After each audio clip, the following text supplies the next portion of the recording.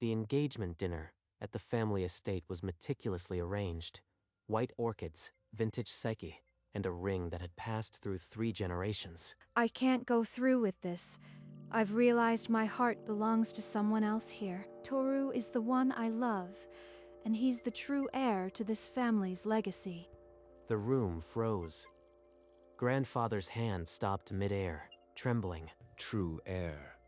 He's never worked a day in his life. Toru's lips curled, not in surprise, but satisfaction. Grandfather's knuckles whitened around his cane. Without a word, Hikaru rose, crossed to Ayaka, and took her hand, gently, but with finality. This ring was my grandmother's.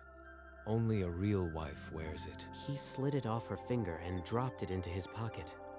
The sound was louder than any shout. Then Hikaru walked out, leaving behind the shards of an engagement and a family on the brink of war. Hours later, Hikaru sat alone in his flagship restaurant, the heirloom ring resting on the polished wood before him. 8 years building this place, and they think Toru's the heir? He remembered 18-hour shifts, burns from the grill, and the sweat of building an empire from scratch. The ring seemed to accuse him, a promise to his late grandmother that he'd never let the family legacy fall into the wrong hands. I won't let that liar take everything I've built. He pulled out his phone and scrolled to a number he'd used once before, a discreet private investigator. It's me. I need a full financial deep dive on my brother. Everything, debts, assets, hidden accounts. The voice on the other end didn't ask why. It named a price and a deadline. 3 days. Hikaru ended the call and looked at the ring one last time. The game had changed. Time to see what secrets you've been hiding, little brother. 3 days later, in a dim parking garage, a man in a trench coat handed Hikaru a thick manila folder. Inside, debt notices from multiple loan sharks, a forged document for the family land, and a threatening letter. He tried to sell the land before grandfather even passed. This is fraud. The letter read, "If you don't pay by the end of the month, we'll take the land and everything on it." Toru owes more than the land is worth. He's buried us. The investigator slid a photo across the car hood. Toru at a high-stakes underground poker table. So, even if the old will stood, he'd have sold the estate to cover his gambling debts. The informant nodded. He's in deeper than you think. The sharks are circling. This is enough. Grandfather won't ignore his own son's betrayal. He closed the folder and slid it into his briefcase. It was time to visit the estate. Hikaru called the estate. After 3 rings, his grandfather's weathered voice answered. Grandfather, I need to see you tomorrow morning, alone. It's about the family's future. But in the quiet of the mansion, Toru's ear was pressed against the study door. He'd heard enough. He's bringing something to grandfather. Number. I have to stop this. His phone buzzed. It was Toru. Hikaru let it ring out, his grip tightening on the steering wheel. The next morning, Hikaru's car rolled through the estate gates, cherry blossoms scattering in his wake. At the entrance, Toru stood blocking the way, arms crossed.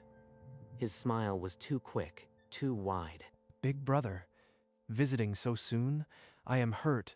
I thought you'd be busy licking your wounds. Step aside, Toru. This isn't a social call. Hikaru didn't break stride, the folder await in his hand. Behind him, Toru's mask slipped for just a second. In the study, grandfather sat behind a heavy oak desk, his cane resting beside him. Hikaru placed the folder down and met his eyes. These are the debts. Toru hid loan sharks, a forged land sale. He's gambling with our family's survival. Those are grave accusations. What proof do you bring that my younger grandson would betray us so? Hikaru slid the threat letter and the forged document across the polished wood. Grandfather lifted them with trembling fingers. This signature. It's not his hand, but it's too perfect. Like someone traced it. Where did you get this? From a source who saw him sign it. He's desperate. Grandfather, he would have sold the land before you even knew. I cannot condemn him without hearing his voice. This family has bled enough. Bring Toru in. He'll lie. You know his charm. If you give him a stage, he'll turn this against me. Then we will see the truth in his eyes. Call him. Hikaru's grip on the table tightened.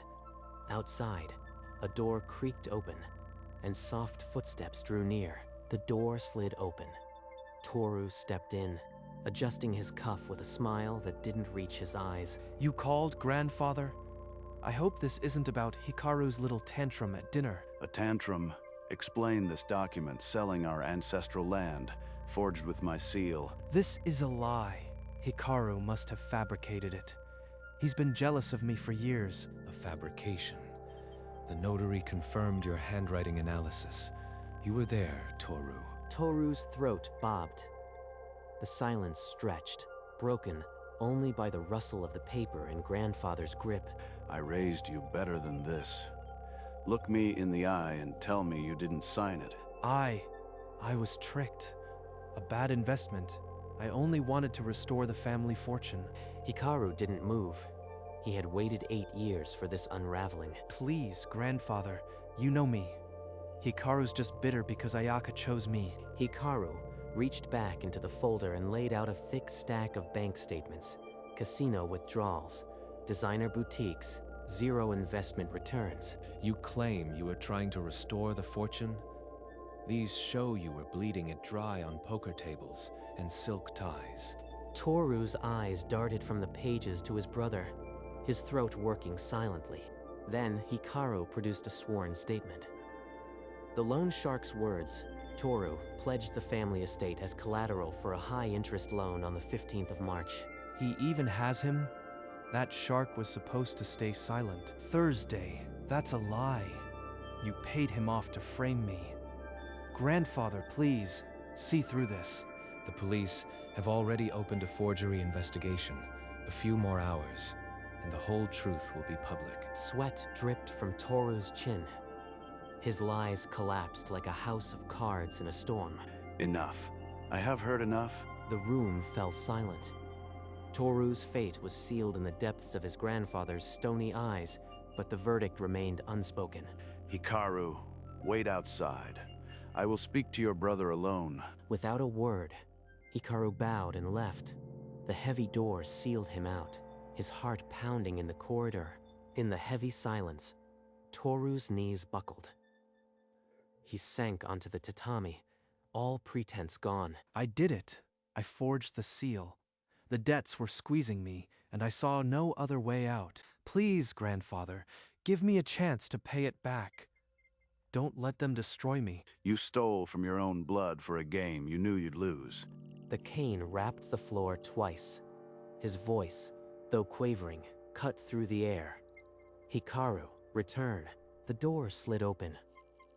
Hikaru stepped back into the charged silence, his face a mask of calm readiness. Hikaru stood at attention, the crushing weight of 8 years of sacrifice and betrayal pressing onto his shoulders. I have reached my decision regarding this family's future. You will both hear it now. There will be no appeal. Toru, you have shamed our name beyond repair. You will no longer inherit anything from this family. He pulled the old will from his desk drawer and tore it in half. The parchment split with a sound like thunder. Hikaru, you've proven your worth through hard work and integrity. All assets transfer to you, effective immediately. A single sheet of paper slid across the desk, the new will. Hikaru's hands were steady as they received it. You can't do this. I am your grandson. I'll be left with nothing. Nothing is what you deserve. The estate will no longer shield you from your debts. Toru's face twisted with rage and despair. He lurched toward the door, but no one moved to stop him. The ring is safe now. Grandmother's legacy won't be sold for poker chips. You'll regret this. Both of you. I'll be back. The door slammed. The silence that followed was broken only by the grandfather's quiet exhale. Hikaru wasted no time. He froze the accounts, canceled the leases, and served the eviction notice that afternoon. By sunset, they stood on the curb with their designer luggage, The mansion gates bolted shut behind them. The only place that would take them was a single-room apartment above a coin laundry. Damp, dark, and painfully cheap. This is what my life has become. A damp box with a liar. This is your fault. You said you were the true heir. You promised me a life of luxury. Shut up. You were just as eager to leave Hikaru. Don't pretend you are a victim. I broke off an engagement for you, and now I am living in a hovel. What happened to your inheritance? That old man gave it all to Hikaru. All of it. Are you happy now? The small room echoed with the sound of shattered illusions. For the first time, Ayaka saw Toru without his charm, just a bitter, frightened boy. How did it come to this? What am I going to do? 2 weeks later, the studio smelled of mildew and instant noodles. Toru hadn't found work. His name was poison among employers. Another rejection. They said my reputation preceded me. This is Hikaru's doing. He's poisoned everyone against me. That evening, he borrowed cash from a former college friend at an interest rate that made even the loan sharks wince. My wardrobe is all I have left. At this rate, I'll be selling my shoes next. The shopkeeper offered a third of the bag's value. Ayaka's hands trembled as she took the crumpled bills. This was supposed to be my life. I left a man who would have given me the world for this. Across town, Hikaru's flagship restaurant was turning away reservations. The evening news called it the city's hottest table. Toru borrowed again and again. The debt piled up faster than the arguments. I chose the wrong brother. I see it now. Hikaru was the real prize all along. She looked at her reflection in the dusty mirror. The glamour drained, leaving only hollow regret. That night, Toru slunk into a bar where his old crowd still gathered, hoping for a lifeline. These losers used to kiss my feet. One of them must have cash. The bouncer's arm shot out before Toru could even speak. Not tonight, rich boy. I am not asking for much. Just a small loan, you know me. From inside, laughter spilled out. The door slammed shut, leaving Toru in the rain. Back in the stifling studio, Ayaka rummaged through a box of belongings they'd grabbed in the eviction. A worn photograph slipped into her lap. She hadn't seen it since the day it was taken. The engagement dinner. Hikaru's hand was on mine, and the ring. His grandmother's ring. The image blurred as a tear splashed onto Hikaru's face. She clutched the photo to her chest and sobbed. I threw away my whole future for a lie. What did I do? A week later, Ayaka sat on the bathroom floor, a small plastic stick in her shaking hand. This can't be right. Not now. Not with him. Toru stumbled in late, reeking of cheap whiskey. He grunted at the sight of her tear-streaked face. Toru, I am pregnant. We need to figure out what to do. You are what? You think I am stupid? This is just a trick to trap me. It's yours. Who else could it be? We're drowning, and you are the one who put us here. I can't afford a kid. I can barely afford ramen. You made your choice. Deal with it alone. He didn't look back. The door swung shut, and the lock clicked behind him. He's really gone. I've been abandoned with nothing but a growing life inside me. In the silence, the weight of her choices pressed down like a physical force. She had no one left to blame but herself. That night, she dialed Toru's number again. And again, each ring echoed in the empty room before clicking to voicemail. Toru, pick up. I am alone here. You can't just disappear. The screen flashed call failed, the 15th time in 2 hours. He had blocked her. Not even Toru wants anything to do with me. I've been cast out like trash. Desperate, she called her parents in the countryside. Their first question wasn't about her safety. It was about the scandal in the papers. Mom, I am pregnant. Toru left. I need help. The line crackled, and her mother's voice came through, cold and final. You've brought enough shame. Don't call again. The dial tone buzzed. Even my own family? I have nowhere left, except one person. She picked up the worn photograph of Hikaru and the ring, then caught her reflection in the dusty mirror. Determination hardened in her eyes. With the photo in her pocket, she stepped out onto the street, heading toward Hikaru's restaurant. The restaurant's sign glowed warm against the evening sky. Hikaru's flagship, packed with patrons spilling out the door. All these people celebrating while my life is in ruins. She waded across the street, shivering in the cold, her thin coat no match for the wind. One by one, the lights inside dimmed. The last guests left, and the staff trickled out. Only then did she cross the empty road. Inside, Hikaru stood at the register, counting the day's earnings. The chime of the door shattered the quiet. He looks so composed, so successful, exactly as I remembered. He glanced up, and for a heartbeat, his expression froze, recognition flickering before the mask of calm slipped back. Look at me, pregnant, abandoned, dressed in clothes I'd have burned months ago. What must he think? She took a step forward, her lips parting to speak, but no words came. The gulf between them had never been wider. Hikaru's hand paused mid-count. The silence thickened, heavy with all the words they never exchanged. Hikaru, I was wrong. Toru lied to me. He never cared about anything but money. I threw away something real for a fantasy. I see that now. I am pregnant. He abandoned me the moment he found out. Hikaru's eyes flicked to her stomach, then back to her face without a flicker of warmth. And you came here expecting what exactly? A warm welcome? Because you are the only good man I've ever known. Please, Hikaru, just give me a chance. She reached out, her fingers brushing the counter, but he didn't move. You think a child changes what you did at that dinner table? I'll do anything. I'll work, I'll cook, I'll raise the baby alone. Just don't send me away. After today, I'll never see you again.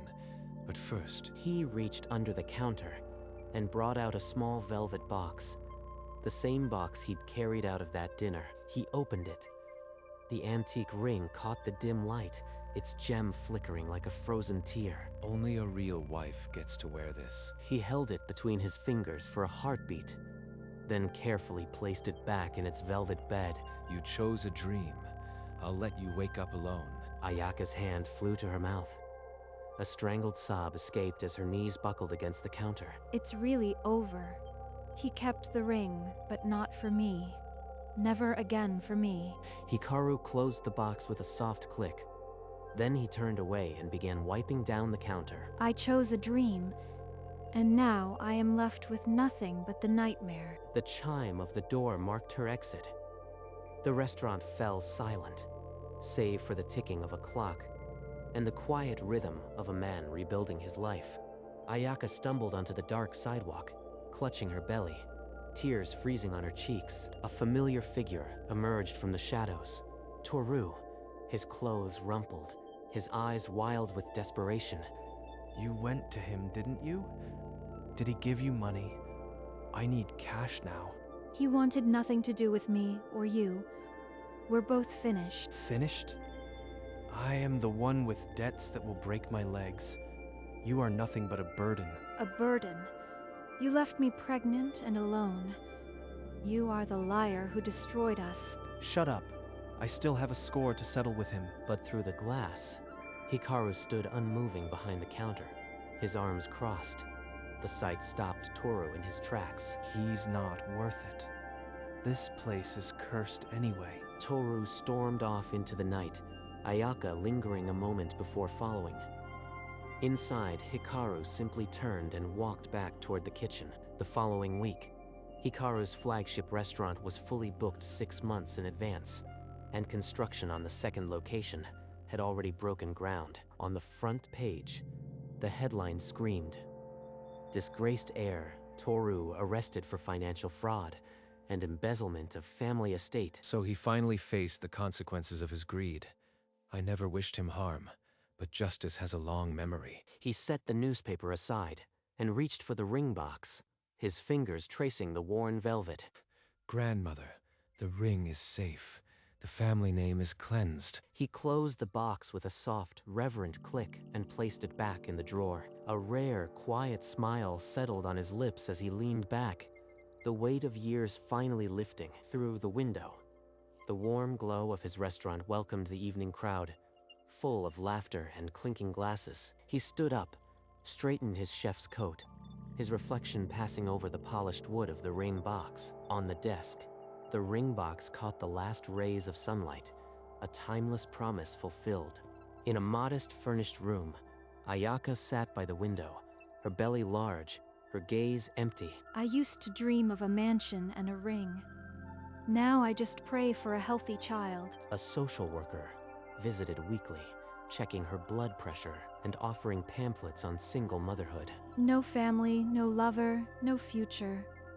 I have this tiny life.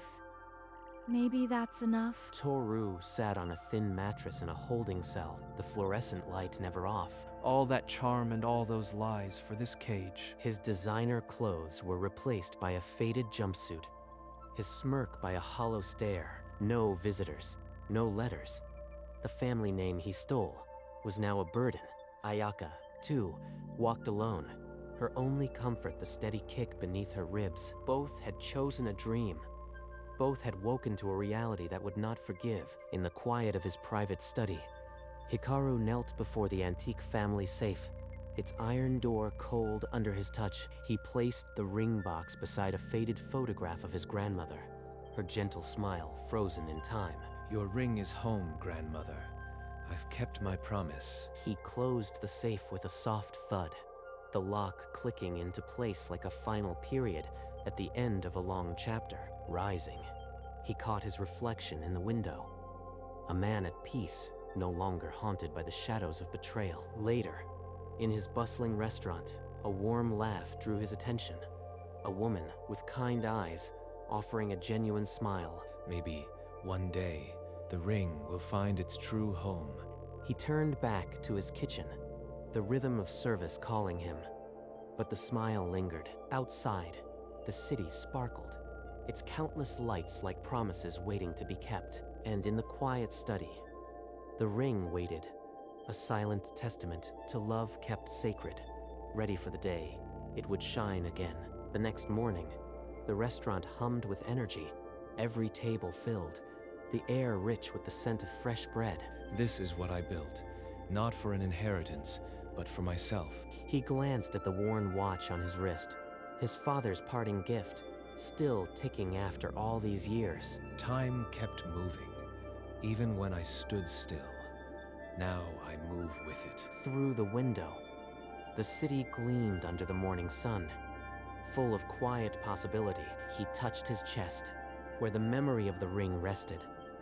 Warm despite the distance, inside the study, the ring lay untouched beside the old photograph, bathed in a sliver of light. The safe door closed with a soft final click, sealing his promise once more. Hikaru straightened his chef's coat and walked toward the kitchen doors, his silhouette strong against the bright dining room. The real inheritance was the strength to walk away,